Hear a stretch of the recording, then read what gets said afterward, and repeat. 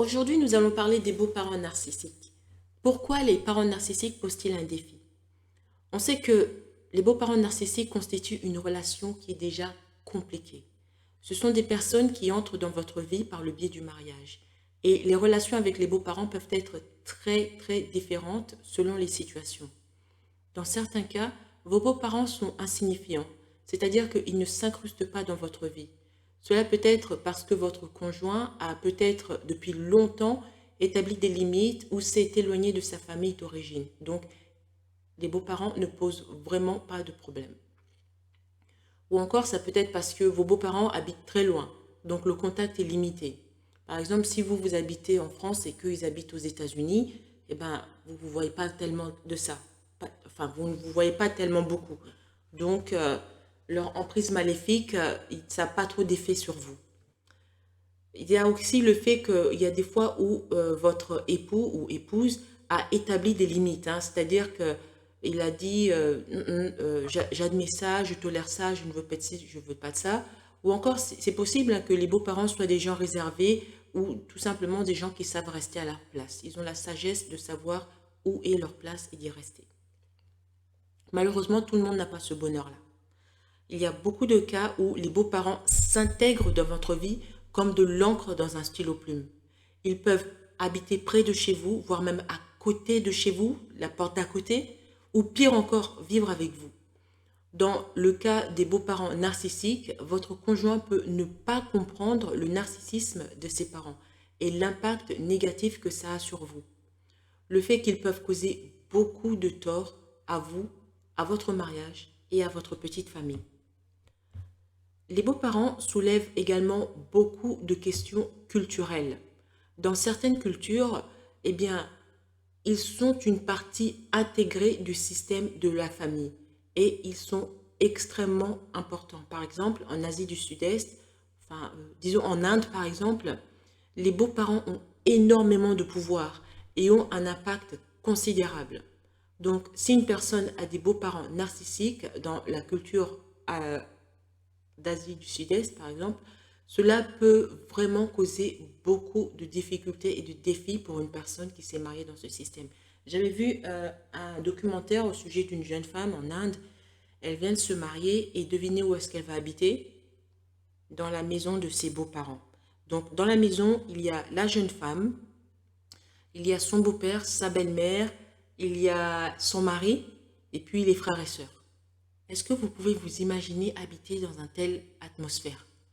Vous savez, même si vous aimez vos beaux-parents, etc., c'est lourd, hein, vous n'avez pas vraiment votre liberté.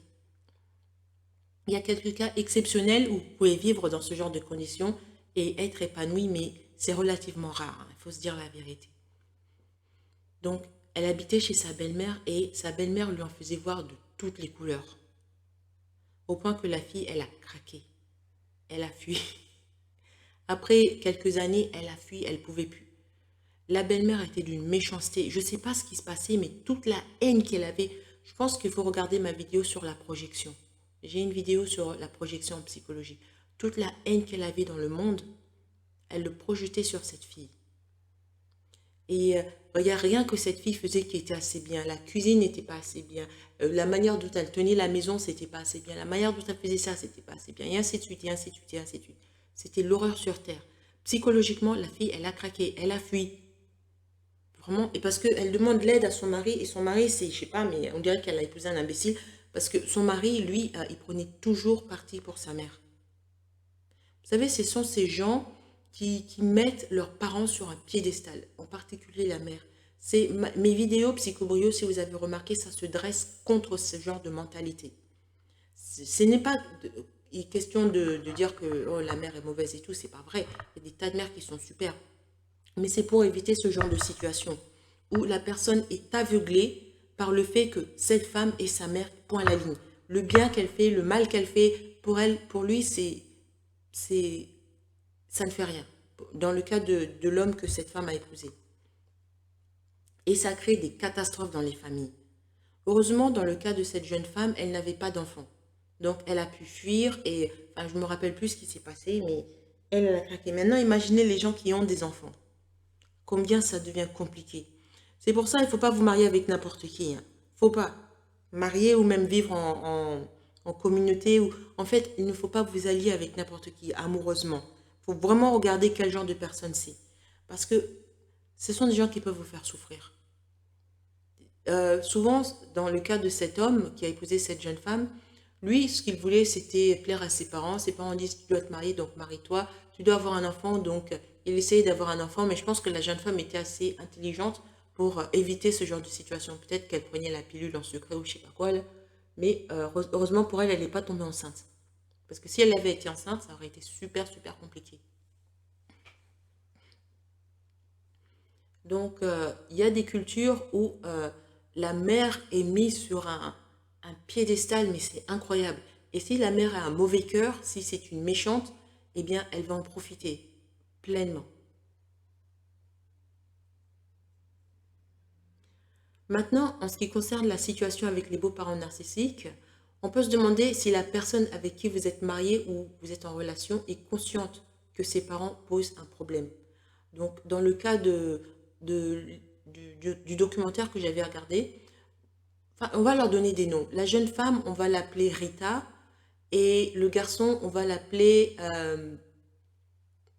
comment est-ce qu'on va l'appeler? On va l'appeler... ok, disons Sanjay, c'est un nom assez populaire en Inde. Donc Rita et Sanjay. Rita et Sanjay se marient et qu'est-ce qu'ils font? Au lieu d'habiter chez eux, Sanjay décide de prendre sa femme, sa nouvelle femme, et d'aller habiter chez ses parents. Et là, la mère de Sanjay fait souffrir Rita. La cuisine n'est jamais assez bonne, la maison n'est jamais assez bien nettoyée, tu ne t'habilles pas bien, tu ne prends pas bien soin de mon fils. Il n'y a rien, rien, rien que Rita puisse faire qui est bien. Et en plus, la mère prend plaisir à humilier Rita en public. Oh, regardez, elle ne sait même pas bien brosser ses cheveux, c'est une bonne à rien. Et imaginez que c'est votre vie comme ça. L'enfer sur terre. Et après, Rita demande l'aide de son mari, de Sanjay. Elle lui dit, mais regarde comment ta mère me fait souffrir, etc. Et Sanjay n'arrive pas à croire parce que dans sa tête, sa mère, c'est Sainte Marie. Elle est parfaite, elle ne peut rien faire de mauvais. Donc le problème, c'est Rita. Sanjay ne veut pas accepter la réalité. Même quand on lui met 1 plus 1 égale 2, on lui met les preuves en face des yeux, c'est 1. Il ne veut pas accepter que sa mère puisse en fait être mauvaise. Donc, on peut se demander, est-ce que Sanjay est conscient qu'il y a un problème avec sa mère? Peut-être, mais il a mis un mur dans son esprit, un mur dans sa conscience où il n'accepte pas cette réalité.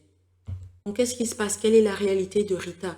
Eh bien, elle a des beaux-parents narcissiques, en particulier la belle-mère. Elle a un contact régulier avec eux et son conjoint, Sanjay, eh bien, il ne le voit pas. Il ne le voit clairement pas. Donc, elle n'a aucune chance de s'en sortir. Si elle reste dans ce milieu, elle peut mourir. Physiquement, si elle ne meurt pas physiquement, en tout cas intérieurement, la dépression va la tuer. Elle va tuer une partie de son âme. Elle sera plus la jeune fille scintillante, pleine de joie. La vie ne vaudra... Enfin, elle va arriver à la conclusion que la vie ne vaut pas la peine d'être vécue. Parce qu'il y a toujours du drama, il y a toujours des négativités. Donc, cette histoire nous montre que si vous avez des beaux-parents narcissiques et qu'il y a un contact régulier avec eux et que votre conjoint est du même avis qu'eux et qu'il ne voit pas clairement ce qui se passe, ben alors, vous êtes dans le baba. Hein. Vous avez vraiment un problème en face de vous. Dans un monde parfait, ces histoires de beaux-parents sont réglées avant le mariage parce que découvrir cela après le mariage, c'est vraiment compliqué. Si quelqu'un ne peut pas fixer des limites avec ses parents avant le mariage, eh bien, il ne fera certainement pas après. Pourquoi? Il y a des gens qui ont peur de leurs parents. Ils ont peur de confronter leurs parents. Il y a même des adultes comme ça. Il y a comme un blocage dans leur tête et ils n'arrivent pas à, comment dire, à confronter leurs parents, à leur dire ce que tu fais n'est pas bien, il faut arrêter, etc. À leur mettre la vérité en face des yeux. Ils n'y arrivent pas. Les beaux-parents narcissiques sont vraiment doués pour la triangulation. C'est quoi la triangulation? Eh bien, j'ai toute une vidéo sur la triangulation, je vous invite à regarder. La triangulation, c'est une forme insidieuse de manipulation. C'est destructeur. C'est vraiment des gens qui sont méchants qui font ça. Donc, si vous vous retrouvez à travers ce genre de situation, dans ce genre de relation, eh bien, c'est un désordre et qui peut être encore beaucoup plus compliqué que votre famille d'origine. Beaucoup de gens ne viennent pas d'une famille d'origine parfaite et c'est ce qui fait qu'ils attirent ce genre de prédateurs. Parce qu'ils sont déjà affaiblis, lutter contre les narcissismes de leurs propres parents, etc. Après, ils voient une autre personne qui semble être le contraire de leurs parents, le contraire des narcissiques qu'ils connaissent. Et donc, ils vont là-bas se réfugier dans les bras de cette personne. Mais ce qu'ils ne savent pas, c'est qu'ils ont été victimes du love bombing. Là encore, j'ai une vidéo sur le love bombing. Ils ont été victimes du love bombing et cette personne retire son masque et vous vous rendez compte que cette personne est encore pire que les gens que vous avez fuis. Et vous vous retrouvez dans un milieu qui est encore pire. Parce que, en fait, quand vous êtes chez vos parents, il y a toujours l'espoir qu'un jour que vous allez sortir de là. C'est comme si on disait, il y a une lumière au bout du tunnel. Vous savez, mais là, vous avez connu la lumière. C'est comme si, imaginez ces deux tunnels. Le premier tunnel, c'est l'horreur que vous vivez avec vos parents. Après, vous sortez de là, vous voyez la lumière. C'est le love bombing que votre futur conjoint va vous faire.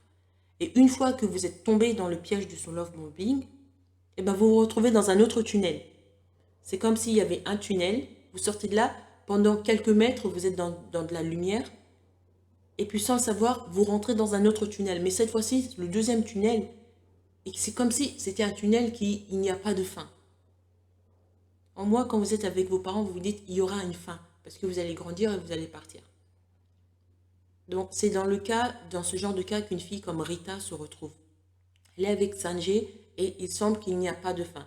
La seule façon de mettre une fin, c'est de couper à ce mariage. Et vous savez qu'il y a des pays où sortir du mariage, c'est compliqué.